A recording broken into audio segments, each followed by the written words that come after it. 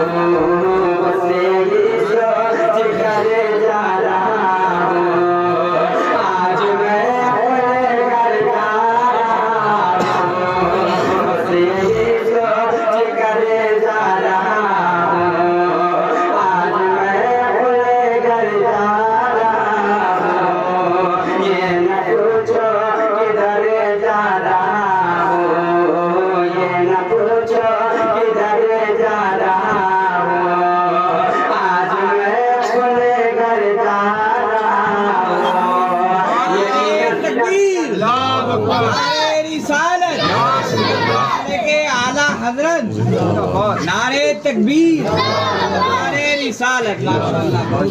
यकीनन सारे लोग आए हैं तो किसी के पास पैसा है, धन है, दौलत है, लेकिन ये धन दौलत काम नहीं आएगी। कब्र में काम आएगी तो वो आमाल। क्या काम आएगी? आमाल। तो ये सर कहता है साथ मेरे नहीं सोना चांदी, साथ मेरे नहीं सोना चांदी, हाथ मेरे हैं दोनों खाली, साथ मेरे नहीं सोना चांदी, हाथ मेरे हैं दोनों खाली। छोड़ कर नजर जा रहा हूँ, छोड़ कर नजर जा रहा हूँ। आज मैं अपने घर जा रहा हूँ, छोड़ कर नजर जा रहा हूँ। आज मैं अपने घर जा रहा हूँ, ये न पूछो किधर जा रहा हूँ, ये न पूछो किधर जा रहा हूँ। आज मैं अपने घर जा रहा हूँ, कि दफन करके मुझे मत भुला।